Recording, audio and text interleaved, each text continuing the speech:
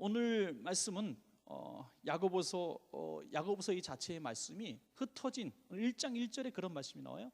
흩어져 사는 우리 유대인들, 흩어져 사는 우리 그리스도인들을 향해서 주시는 그런 메시지입니다. 흩어져 사는 그리스도인. 왜냐하면은 박해를 피해서 여러 곳에서 흩어져서 살아갔을 것이라고 우리는 이렇게 생각이 되어집니다. 그러니까 얼마나 고통을 받겠어요. 믿지 않는 사람들 무리 속에서 믿음을 지킨다는 것은 참으로 힘든 일이 아닐 수가 없습니다. 오늘날처럼 이렇게 또 뭐 아파트처럼 독립공간에서 나 혼자도 얼마든지 생활할 수 있는 그런 곳이 아니라 동네에 누가 들어가면 다 알 수 있는, 누가 왔대 하고 알 수 있는데 그리스도인이래 그렇게 말하는 동시에 그 사회에서 받아들이지 않습니다. 그러므로 그들은 참 불이익을 많이 겪었을 것입니다. 그래서 이 편지를 통해서 그들에게 먼저 위로의 메시지를 주고 있죠. 위로의 메시지를 주면서 위로로 끝나는 것이 아니라 이런 환난과 핍박 가운데서도 너희는 믿음을 지켜야 한다, 순교적인 각오로 살아야 된다, 이렇게 강하게 말씀하고 있는 장면이 오늘 또 야고보서에 있는 그런 말씀입니다. 참 그리스도인은 언제 드러나느냐, 그것도 오늘 본문을 통해서 발견할 수 있는데, 참 그리스도인, 또 내가 내 믿음의 수준을 모르고 있었는데 내가 어느 정도의 믿음이 있느냐라는 것을 스스로 이렇게 발견되어질 때가 언제냐면, 내게 고난이 닥쳤을 때, 내게 고난이 찾아왔을 때, 실패가 찾아왔을 때, 억울한 일들이 찾아왔을 때 내 믿음 없음이 드러나는 거잖아요.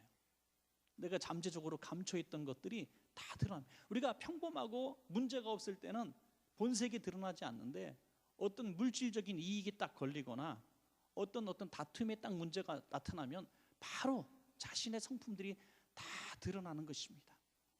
그래서 돈 관계, 또 어떤 이익 관계, 이런 게 걸리면은 그 사람의 본심들이 드러난다, 그런 얘기들을 우리는 하고 있습니다.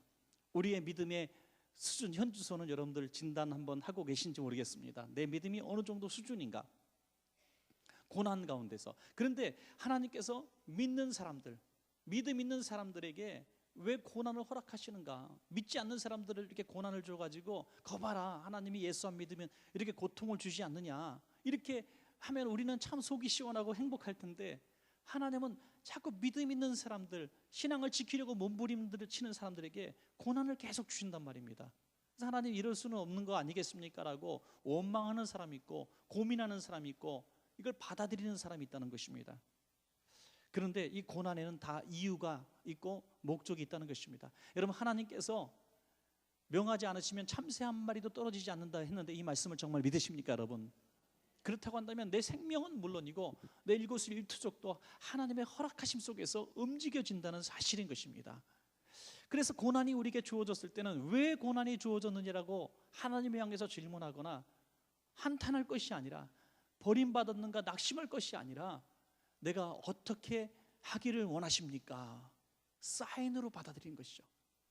이것을 사인으로, 하나님의 어떤 음성으로 받아들인다면 이 고난이 우리에게 유익이 될 줄로 믿습니다. 여러분, 2004년도 굉장히 유명한 인도네시아 쓰나미가 있었지 않습니까? 그 유명한 사건 중에 많은 묻혀진 이야기들 중에 하나가 밀라보라고 하는 지역에 좀 약간 고산지대 속에 있는데, 거기에 그리스도인들이 400명이 있었고 97%인가 8%인가 이슬람이에요. 그러니까 400명의 그리스도인들은 공동체 생활을 합니다. 항상 핍박을 당하고 고통을 당하는데, 크리스마스 2004년 크리스마스가 되었어요. 그래서 우리가 크리스마스 때 행사를 해야 되겠습니다 했더니 시에서 행사를 허락지 않습니다. 이 동네에서 너희가 크리스마스 행사를 할 수 없다. 감히 어디서 이 땅에서 예수의 얘기를 꺼내냐 해서, 네가 정말 하기를 원한다면 이 경계선을 벗어나 쫙 우리 없는 데 가서 해라. 그래서 25일 날 그 새벽을 맞이하기 위해서 그들은 밤새도록 저 높은 고산대지까지 가야만 했습니다.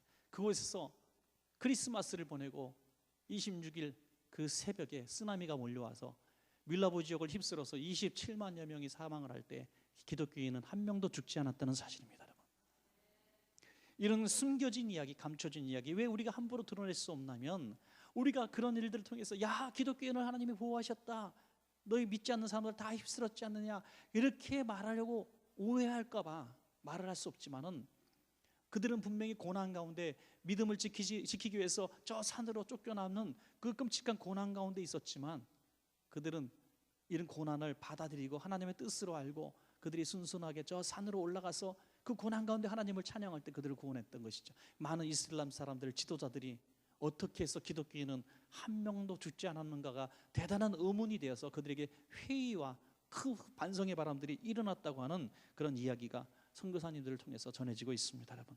그러므로 고난이 찾아왔을 때 그 고난은 믿는 자에게는 절대로 헛된 고난이 없다는 사실을 우리가 먼저 받아들이시기 바랍니다, 여러분. 고난이 찾아왔을 때 믿음 없는 사람들의 반응에 유형이 있습니다. 혹시 내게 그것이 있는가 한번 반성해 볼 필요가 있습니다. 첫째는 고난이 찾아왔을 때 먼저 원망부터 하는 사람입니다. 원망. 형제들아 서로 원망하지 말라, 9절에서 말씀하시죠. 서로 원망하지 말라. 고난이 찾아왔을 때 원망하면 이 고난을 주신 하나님의 목적에 우리가 합당하게 생활하지 못하는 것입니다. 반응하지 못하는 것입니다. 그러면 어떤 일이 벌어지느냐? 심판이 지속된다는 것입니다. 고난이 지속된다는 것이고 그 이상의 고난이 또 기다리고 있다는 것입니다. 원망은 백해무익 정도가 아니라 엄청나게 우리를 고통스럽게 만드는 그런 방법이 되는 것입니다. 여러분, 원망은 습관입니다. 절대로 원망의 입술 여러분 갖지 마시기를 주의 이름으로 간절히 부탁합니다. 여러분, 원망하면 안 돼요. 원망처럼 자신을 망가뜨리고 주변 사람들을 망가뜨리는 일이 또 있을까 하는 거죠. 성경을 보면은요, 원망해서 복을 받았다, 원망해서 더 잘됐다는 말씀이 한 절도 없지 않습니까? 또 우리들 가운데도 그런 원망해서 잘된 일이 뭐가 있겠습니까? 대표적으로 가데스 바네아에서 이제 가나안 정탐을 하고 그 가나안 땅에 들어가기 직전에 정탐꾼들의 보고를 듣는데 사람들은 긍정적인 여호수아와 갈렙의 이야기를 듣지 않고 10명의 부정적인 정탐꾼들의 이야기를 듣고 원망하기 시작합니다. 누구의 이야기를 듣느냐에 따라서 감사가 나올 수 있고 원망이 나올 수 있는 것이죠. 그것은 보고자들의 문제가 있는 것이 아닙니다, 여러분. 저는 그렇게 생각합니다. 10대 2, 10명이 부정적인 보고를 했기 때문에 이스라엘이 망했다고 생각지 않습니다. 11대 1이라 할지라도 한 명의 긍정적인 보고를 이스라엘의 백성이 받아들였으면 전 이스라엘이 구원을 받았습니다, 여러분. 그러므로 부정적인 얘기가 우리 삶 속에 안 들려줄 수가 없는 것이죠. 불신앙적인 얘기, 부정적인 얘기, 마귀가 유혹하는 얘기들을 우리는 늘 들으며 살아봤을 수밖에 없습니다. 우리가 정보 때문에 우리가 원망하고 정보 때문에 감사하는 것이 아니라 내 속 사람이 원망으로 가득 차 있기 때문에 어떤 정보든지 부정적인 것만 발견하면 어떻게 할 수가 없는 것입니다. 세상이 얼마나 부정적이고 얼마나 원망을 부추기는 세상인지 모르겠습니다. 그때 여러분들은 여호수아 갈렙처럼 긍정적인 부분을 취하시고 긍정적으로 원망하지 말고 감사하고 그 뜻을 발견할 수 있는 여러분 되시기를 주의 이름으로 간절히 축복합니다. 하나님은 민수기 14장에서 이렇게 말씀하셔요. 너희 말이 내 귀에 들린 대로 내가 너희에게 행하겠다. 너희의 말이 내 귀에 들린 대로 행하겠다. 그리고 뒷부분에 더 굉장히 중요한 말씀이 나와요. 너희 시체가 이 광야에 엎드려질 것이라. 너희 중에서 20세 이상으로서 계수된 자 곧 나를 원망한 자 전부가, 어떻게 해요? 나를 원망한 자 전부가 이 광야에서 엎드려 죽을 것이다. 하나님은 하나님을 원망한 자들에 대해서 심판하신 것입니다, 여러분. 그냥 넋두리 한 게 아니에요. 아유, 어떻게 우리 힘들었는데 어떻게 가나안 땅 어떻게 들어간다 그래? 어떻게 싸우지? 우리 어떻게 저기를 우리 힘이 없는데 이게 이 한탄이 아니라 하나님을 원망한 자. 여러분, 원망과 넋두리 불평과는 큰 천지 차이가 있습니다, 여러분. 우리가 힘들면 불평이 나올 수 있어요. A, C 뭐 이런 거 나올 수 있어요.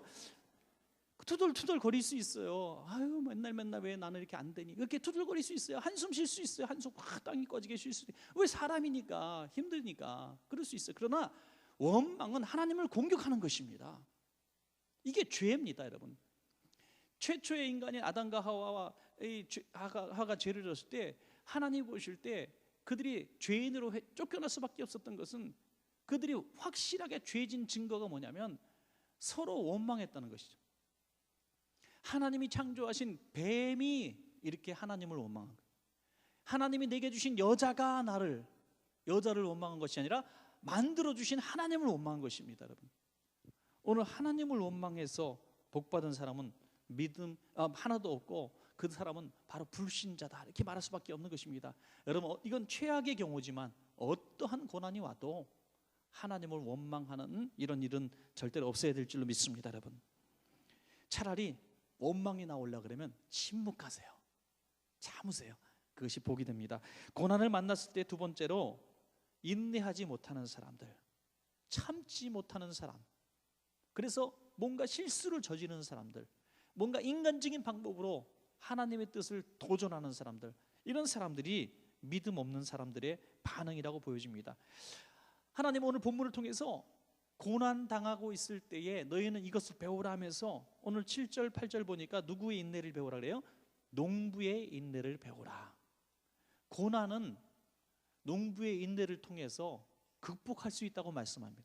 고난이 항상 우리 인생에 있는 것이 아니라 시기적으로 있다는 거예요. 고난은 우리 눈에 보이지 않지만 땅속에 씨앗이 심겨져서 그 안에서 자라가고 있는 과정 속에 이 고난의 시간이라고 말하고 있는 것입니다. 언제 이 씨앗이 이제 다 올라와서 땅 위에 탁 열매가 튀어질 때, 야, 고난이 헛되지 않았구나 하는 것을 그때야 깨닫게 된다는 것입니다. 농부가 그 추수 때를 바라보면서 아침에 나가서 밤늦게까지, 아침에 나가서 밤늦게, 그 땅속에서 자라는 것을 모르는 사람들은 저 왜 사람 저렇게 바보처럼 매일 나가서 빈손으로 나가서 빈손으로 들어오면서 매일같이 뭐 이렇게 사갖고 뿌리고 거름 뿌리고 노동하고 왜 그럴까? 저 사람 바보 아니야? 농부의 결실을 바라보는 그 안목이 그에게 없다면은 계속해서 농부를 비난하고 조롱하고 멸시할 것입니다. 그러나 추수 때가 되어서 1년에 수확한 모든 것들을 왕창 이렇게 수확했을 때, 그래 한 번에 모든 것들이 위로가 되고 회복이 되는 것입니다. 여러분, 또한 11절에 보니까 욥의 인내에 대해서 말하고 있습니다. 욥은 여러 가지 위험들이 한 번에 닥쳤을 때 그는 영적으로 육적으로 고립되어지고 너무나 고통받았습니다. 주께 부르짖어도 주께서 대답하지 아니하셨다고 욥은 스스로 이렇게 고통을 드러냈었습니다. 그러나 욥은 그 마지막까지 주신 자도 여호와시요 취하신 자도 여호와시라고 이렇게 고백하면서 인내했다는 것입니다. 언제까지? 하나님이 회복시켜 주실 때까지. 농부는 언제까지 인내했습니까? 이른 비와 늦은 비를 주시는 하나님을 바라보면서 인내했다고 말씀하고 있는 것입니다. 또 마지막으로 10절에서 보니까 선지자들의 고난에 대해서 말하고 있어요. 선지자들, 그 고난, 10절에 형제들아 주의 이름으로 말한 선지자들을 고난과 오래 참음의 본으로 삼으라. 선지자들이 애매히 고난당하고 예수님 이름 때문에 핍박을 당하고 전도하다가 핍박을 당하고 고난을 당하고 이런 모습 보면 야, 그냥 혼자 예수 믿으면 편할 텐데 말이죠. 여러분, 우리 가운데도 그럴 수 있습니다. 혼자 예수 믿으면 편할 수 있어요. 고통받지 않을 수 있습니다. 그러나 우리가 주의를 하려고 하면은 고난을 당하게 돼 있어요. 그래서 저는 우리 교회에서도 보면 우리 장로님들, 우리 권사님들, 또 우리 안수 집사님들, 또 무슨 기관장님들, 교구장님들, 뭐 우리 여전도 회장님, 난정도 회장님들 이렇게 바라보면서, 또 교사들, 찬양대원들 바라보면서 그런 생각이 들어요. 남들보다 고난이 더 많은 사람이다 이렇게 봐야죠. 신분이, 교회에서 직분이 높으면 높을수록 사실 고난이 더 많을 수밖에 없습니다. 고난받지 않는 여러분 비결을 말씀드릴게요. 교회 생활하면서 정말 편안하게 신앙생활할 수 있는 방법은 예배 시작하고 5분 후에 들어오셨다가 축도할 때 나가는 거예요. 그리고 다시는 교회를 뒤돌아보지 말고 오지 마세요. 다음 주에 뵙겠습니다. 그리고 그러면은 신앙생활 제일 편하게 할 수 있어요. 누구도 나를 간섭하지 말고, 그리고 웬만하면 등록 같은 건 하덜덜 하지 마시고, 그러면 너무너무 편하게 신앙생활 할 수 있어요. 조금 등록하라고 내를 쪼여오기 시작한다 하면 다른 교회 가면 돼. 너무 쉽잖아요. 그렇죠? 이렇게 쉬운 생활, 이 신앙생활. 그리고 나도 주님 앞에 나 30년 신앙생활 했습니다. 나 30년 주일 성수했습니다. 나는 한 번도 11조 빼먹은 적도 없고 나는 감사하고 매주마다 예배 드렸습니다 라고 말할 수가 있다는 것입니다. 그러나 선지자들의 고난에 대해서 그는 전혀 이해할 수가 없을 것입니다. 선지자들이 왜 고난을 당했습니까? 오늘 보니까 주의 이름으로 말했기 때문이라는 거죠. 주님의 이름을 드러내고 사명 따라 살면은 고난을 당할 수밖에 없는 것입니다. 믿음 없는 사람은 고난을 피해가기 때문에, 고난을 자초하지 않기 때문에, 주의 일을 하지 않기 때문에 이 고난을 당할 이유가 없는 것입니다. 믿음 있는 사람은 고난을 당하게 될 수밖에 없는 것입니다. 또한 고난을 당할 때에 믿음 없는 사람은 헛된 맹세를 한다 그래요. 헛된 맹세. 헛된 맹세 12절에 내 형제들아 무엇보다도 맹세하지 말지니 하늘로나 땅으로나 아무 다른 것으로도 맹세하지 말고 오직 너희가 그렇다고 생각하는 것은 그렇다 하고 아니라고 생각하는 것은 아니라 하여 정죄받음을 면하라. 이렇다 저렇다 우리가 얘기하지 말라는 것입니다. 너무나 일찍 서운하지 말라는 것입니다. 우리에게 기도 한번 들어볼까요? 이런 기도를 하죠. 하나님, 지금 너무너무 사업이 잘 됩니다. 너무 바빠요 하나님. 그래서 내가 주일은 못하고 예배도 좀 잘 못 드리지만 내가 사업을 통해서 하나님 앞에 돈으로 팍팍 영광 돌릴 테니까 기도 좀 많이 부탁합니다. 하나님, 우리 아이가 고등학생입니다. 대학 가서 하나님 앞에 영광 돌려야 되니까 대학 떨어지면 하나님 앞에 정말 불충하고 부끄러운 일 아닙니까? 그러니까 대학 가서 교회 열심히 나올 테니까 큰일 할 테니까 꼭 좋은 대학 갈 수 있도록 하나님 도와주세요.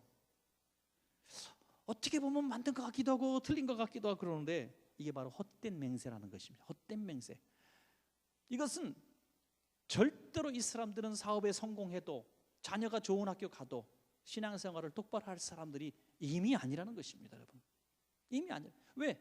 자기가 원하는 것들을 추구하면서 고난은 전혀 감당하려고 하지 않는 것입니다.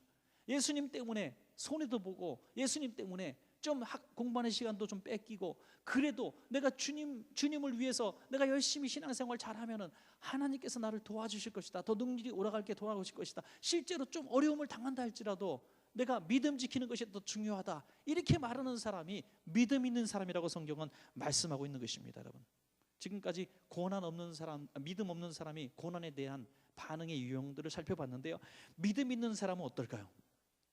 믿음 있는 사람은 고난이 오면 더욱 하나님을 의지하는 줄로 믿습니다. 여러분, 하나님을 원망하는 것이 아니라 하나님께 더 가까이 나간다는 것이죠. 여러분, 남이 나를 때리면, 깡패가 나를 때리려고 하면 어떻게 해요? 도망가야죠. 그죠? 싸우지 마세요 여러분. 절대로. 요즘 보니까 싸우는 거 큰일 납니다 여러분. 예. 차 한번 끼어들었다고 8km를 쫓아와서 물병을 던졌다 그래요. 8km를 쫓아와서. 참 시간도 많아. 참, 예? 열도 많고. 며칠 전에 또 뉴스 보니까 위아래층 연립주택 밑에서 막 담배 펴갖고 일부러 담배 오빠를 올리면 위에서 먼지 막 입을 털어갖고 먼지 일부러 쾅쾅쾅 뛰어갖고 시끄럽다고 또 그러다 결국 칼부림이 나서 두 사람이나 죽기 직전에 한 사람 또 놓였잖아요 여러분. 그게 무슨 꼴입니까 여러분? 고난이 찾아왔을 때 고난을 이기지 못하는 사람들은 원망하고 공격하죠. 우리 믿음 없는 사람들이 그런다는 거예요. 그러나 믿음 있는 사람은 고난이 찾아왔을 때 더더욱 하나님을 바라보면서 이 고난을 참고 이긴다는 것입니다 여러분. 고린도후서 1장 8절 이하에 보니까 형제들아 우리가 아시아에서 당한 환난을 너희가 모르기를 원치 아니하노니 힘에 겹도록 심한 고난을 당하여 살 소망까지 끊어지고 사형 선고를 받은 줄 알았다 그랬어요. 그런데 그 이유가 무엇인가? 여기가 중요한 거예요. 9절에 이는 우리로 자기를 의지하지 말고 오직 죽은 자를 다시 살리시는 하나님만 의지하게 하려 하심이라. 아멘. 우리가 고난이 다가왔을 때 사도 바울이 이렇게 고백한 거예요. 이렇게 끔찍한 내가 고난을 당했다 알아다오 이게 아니에요. 여러분이요, 내가 이런 고난을 당했습니다. 내가 주님을 위해서 이런 고난을 당했습니다. 이걸 좀 알아주세요. 나만큼 주님을 위해서 고난 당한 사람이 있습니까? 이렇게 말하는 것이 아니라는 것입니다. 이것은 내가 더 주님을 의지하게 하시려고 주님이 주신 고난이라는 것입니다 여러분. 그러므로 우리가 주의를 하다가 당하는 고난들이 주어졌을 때 우린 이것이 나를 위한 더 하나님을 의지하게 하시려는 하나님의 축복의 끈으로 붙들라는 것입니다 여러분. 이스라엘 백성이 가나안 땅에 들어가게 하시려는 하나님은 순간적으로 싹 들어가게 하실 수도 있었습니다. 얼마든지. 제가 하나님 앞에 물어보니까 그렇다 그러시더라고요. 금방 넣어줄 수 있다요. 그런데 하나님 왜 고통을 주셨는가? 성경에 말씀하시잖아요. 광야에서 훈련시키셨다고 말씀하시지 않습니까? 왜? 그들은 가나안 땅에 지금 들어가도 살 자격자로 살 수가 없습니다. 그래서 40년 동안 완전히 훈련시키고 또 훈련시키기 위해서, 그리고 훈련에 합당하지 못한 사람은 광야에서 다 엎드러지고 통과한 사람들만 가나안 땅에 들어가게 하시려고 40년이나 훈련을 시키셨어요. 지독한 훈련을 시키셨죠. 그러나 훈련 중에 어떤 일들을 경험하십니까? 만나와 메추라를 통해서 날마다 주님을 의지하여 내가 먹고 살 수 있구나. 목마를 때 반석을 깨뜨리신 주님 바라보면서 내가 목마를 때 하나님은 기적을 베푸시는구나. 홍해가 갈라지고 요단강이 갈라지고 여리송 돌 때 무너지는 역사가 일어날 때 하나님이 안 계시면 나는 살아갈 수가 없구나. 고난이 와도 하나님이 함께 하시니 고난을 모두 다 극복할 수가 있구나 하는 것을 발견하게 된다는 것입니다. 여러분 과거에 당한 우리의 고난들이 얼마나 많았습니까? 여러분 참으로 많은 고난들을 다 여러분 겪고 이겨 오셨습니다. 고난을 겪고 이겨 오신 오늘 저와 여러분이 그 고난을 통해서 얻은 교훈이 무엇입니까? 끔찍한 거, 다시는 경험하지 말아야. 그겁니까? 그러면 안 된다는 겁니다. 그 고난이 있었지만 그 고난을 내가 이길 수 있었던 것은 하나님이 그때 도와주셨기 때문이다. 이걸 간직하라는 것입니다. 이게 믿음 있는 사람들이 고난에 대한 대처의 방법이라는 것입니다. 성령님의 위로는 고난 중에 그래서 더 빛이 난다는 것입니다. 여러분 저는 성도님들이 아무 문제 없을 때의 눈동자와 고난 가운데에 있을 때의 눈동자가 전혀 다른 것을 보게 됩니다. 눈동자가 반짝반짝거리고 주님 앞에 나오는 발걸음이 너무나 아름답고 씩씩하고 예배 나와서 말씀 듣는 그 모습이 너무나 진지하고 감동이 되면 눈물도 흘리고 아멘도 할 줄 알고 복받쳐 오르는 마음에 두 손 들고 찬양도 하게 되고 열정적으로 기도하게 되고 이런 모습들을 바라보면 그분에게 남다른 고난이 있다는 것을 저는 짐작할 수 있습니다. 고난이 없으면 모든 일이 잘 되면 기도에 관심이 없고 천국에 관심이 없습니다. 온통 세상 일에 빠져서 세상 일에 관심이 많고 세상 일에 집중하게 된다는 것입니다. 그래서 형통의 때보다 고난의 때가 더 축복이라는 사실을 믿으시기 바랍니다. 여러분 13절에 즐거워하는 자가 있느냐 그는 찬송할지니라. 이건 굉장히 중요한 말씀이죠. 즐거워할 때에 우리는 방심하고 자만하고 또 나태하게 싶습니다. 그때 찬송하라 하나님이 내게 주셨습니다 하고 축복하는. 전도서 7장 14절에 형통한 날에는 기뻐하고 공고한 날에는 뒤돌아보아라. 그 말씀이 같은 말씀이잖아요. 여러분 무슨 일이 하든지 고난을 넘어가고 잘 될 때는 하나님이 함께 하셨다고 하나님께 모든 영광 돌려주시기 바랍니다. 고난이 찾아왔으면 이 고난 가운데서 정말 내가 돌아볼 것들을 뒤돌아보고 이 고난을 인내함으로 또 이기는 것입니다. 이것이 그리스도인 믿음 있는 사람의 태도인 줄로 믿습니다. 또한 믿음 있는 사람은 고난이 찾아왔을 때 원망하지 않고 자기 자신을 살펴보는, 이게 믿음 있는 사람이에요. 믿음 있는 사람은 항상 자기를 돌아봅니다. 여러분 믿음 없는 사람은 남을 보지만 믿음 있는 사람은 자신을 돌아봐요. 그래서 내가 무슨 죄 때문인지 하나님 앞에 무슨 사인을 내가 지금 듣고 있는지 이것을 우리가 깨닫는 것이죠.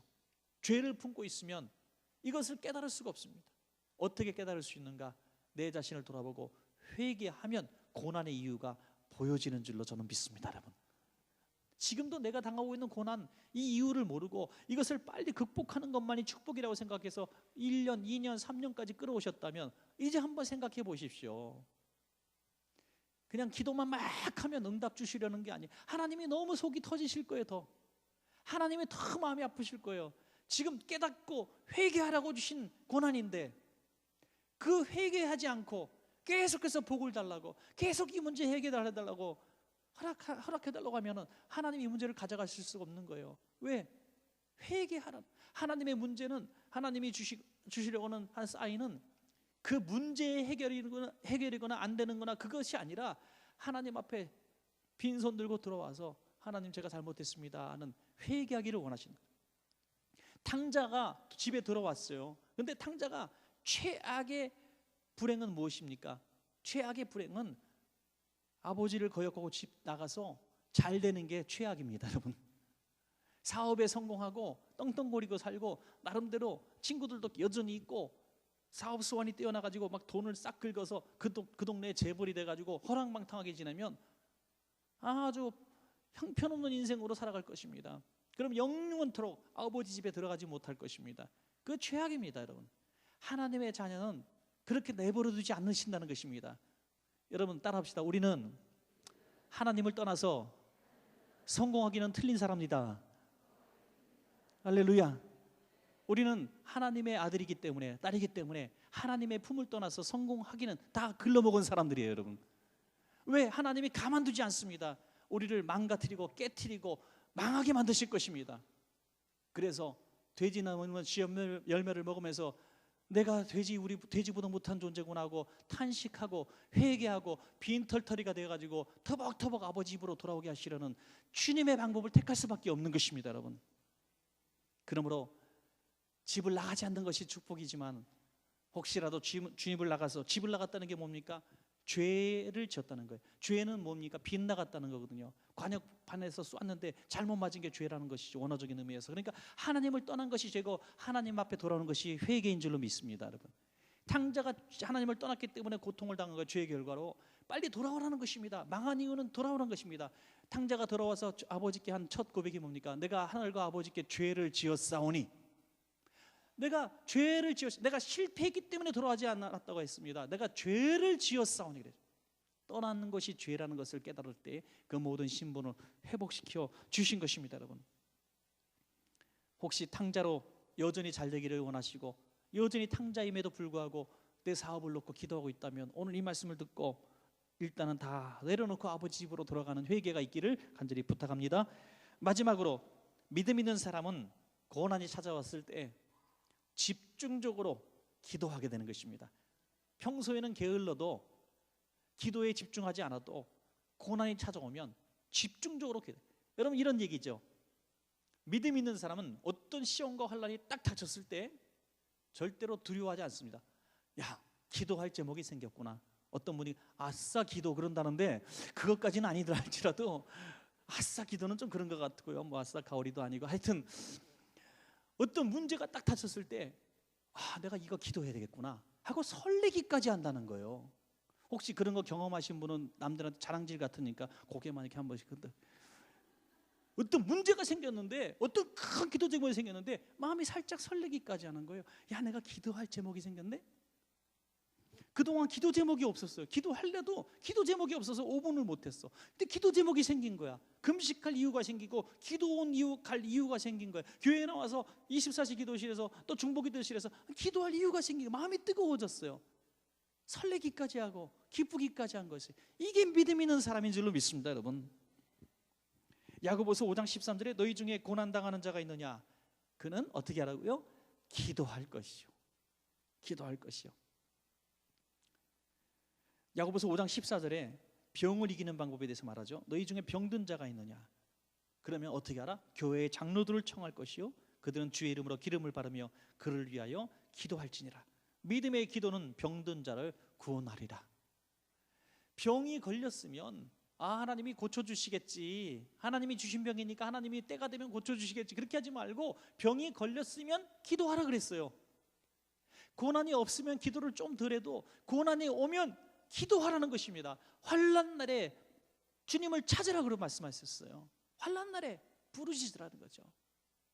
저는 그래서 우리 온천교회 성도님들에 대해서 제가 늘 보니까 참 든든한 부분이 있어요. 평소에는 그렇게 기도하지 않는 분위기 있어요, 우리가, 그죠? 평소에는. 그런데 우리 교회 성도님들은 문제가 생기면 기도를 하더라고요. 문제가, 좋은 얘기인지 나쁜 얘기인지 모르겠는데 하여튼 문제가 생기면 기도하더라고요. 이게 정말 저는 축복이라고 믿습니다, 여러분. 문제가 생기면 기도한다. 문제가 생겼는데 기도 안 하는 게 문제라는 거죠. 문제가 없는데 기도하는 사람 솔직히 몇 명이나 있습니까, 여러분? 아무 문제 없는데 하루에 몇 시간씩 기도할 수 있는 사람 어디 있어요? 여러분, 방학 숙제도 밀렸다가 해야 벼락 공부가 되는 거죠. 예. 평범할 때보다 환난과 문제와 기도 제목이 있으니까 내가 집중적으로 기도하게 되는 것입니다. 그건 나쁜 게 아닌 것입니다. 환난 날에 나를 부르라고 말씀하지 않으셨습니까? 여러분, 우리가 어떤 믿음 있는 증거로 고난을 다 대처하시는 믿음의 기도자들 되시길 바랍니다. 여러분, 말씀을 맺겠습니다. 분명히 우리는 주님 앞에 설 때까지 고난을 당해야 됩니다. 고난은 끊임없이 우리를 괴롭힐 것입니다. 육체적인 고난, 경제적인 고난, 또 정신적으로 자녀의 관계 속에서 신앙생활하면서 또 전도자의 삶을 살면서 우리는 계속 고난을 겪을 수밖에 없어요. 그 고난이 올 때마다 믿음 없는 사람과 믿음 있는 사람은 이렇게 분명히 다릅니다. 믿음 없는 사람은 원망하지만 믿음 있는 사람은 다 하나님 품에 달려들며 집중적으로 기도하는 것입니다. 여러분, 분명히 차이가 확연하게 드러납니다. 믿음 없는 사람은 이 고난이 왔을 때 또 하나님으로부터 멀어지지만, 믿음 있는 사람은 고난이 왔을 때 더 하나님 앞에 회개하면서 가까이 나가게 되는 것입니다. 그래서 그리스도인에게 있어서는 고난이 유익이고, 하나님을 모르고 믿음 없는 사람에게 있어서는 고난이 단순한 징벌이고 심판일 뿐인 것입니다. 여러분, 고난이 축복이 되게 하시기를 주의 이름으로 간절히 축원합니다.